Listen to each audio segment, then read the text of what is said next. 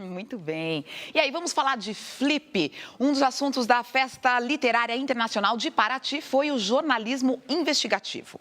Pois bem, o escritor britânico Misha Glenny já escreveu sobre crimes na internet, sobre guerra e, no último livro, acompanhou bem de perto a vida de um traficante num dos morros do Rio de Janeiro, a favela da Rocinha.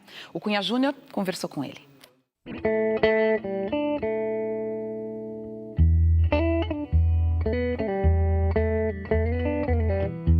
Dono do Morro, um homem à batalha pelo Rio, livro do Misha Glenny. Misha Glenny que eu já tinha entrevistado aqui na Flip em 2008. Para que o livro fosse autêntico e real, tive que encontrar gangsters de toda a parte do mundo. E naquela época você falava só inglês. Hoje você fala um pouco de português, né? Agora um pouco, sim, porque quando eu decidi escrever esse livro sobre o Ninho da Rocinha, eu me coloquei duas condições. A primeira foi que eu, pelo menos, tenha que tentar aprender português. E a segunda condição foi que eu tive também que morar uns meses na Rocinha. Who is this man that's pointed like a bandido? Ney is a bandido. There's no question about it. He was the head of the quadrilha of ADA in Rocinha. He had 120 men who were armed under him.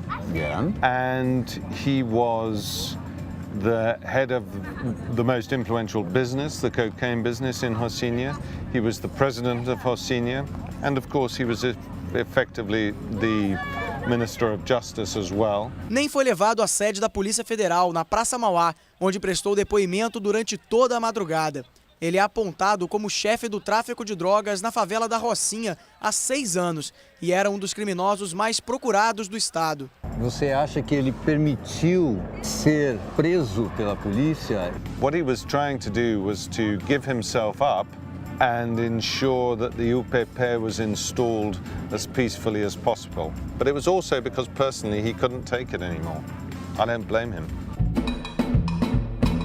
Here in Paraty, in Flip, you have discussed this subject with Caco Barcelos. Nós matamos aqui 50 mil pessoas por ano. Isso é quase 4 vezes mais a pior guerra do mundo. E o que é grave, a você pode surpreender que com um olhar de fora sobre a nossa realidade, o grave é a gente se dar conta que nós brasileiros não nos impressionamos com isso. E como é que está a questão do jornalismo investigativo? Hoje em dia está mais difícil fazer? É difícil fazer, especialmente porque não tens dinheiro. What we see, I think, in some respects in daily journalism is a lowering of standards. In Brazil, the situation is different because for a long time there was not very much investigative journalism in Brazil. And there is actually now better investigative journalism in Brazil than there was in the past. But it too will require funding, it will require money, and how long that will happen, I don't know. But there is no book written in English about the real Brazil. No, there are very few written about the favelas, very few written really about anything other than samba and football and the usual cliches of Brazil. Would you like to write a book about the corruption in Brazil? Yeah. Speed with which things have gone down in Brazil is quite incredible, and this is a very dangerous moment for the country.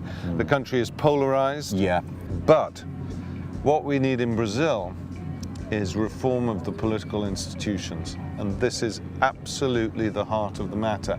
And until that happens, whilst I think some of the corruption investigations are very, very welcome and it's important to expose all this. Está aqui, o dono do morro, um homem e a batalha pelo Rio.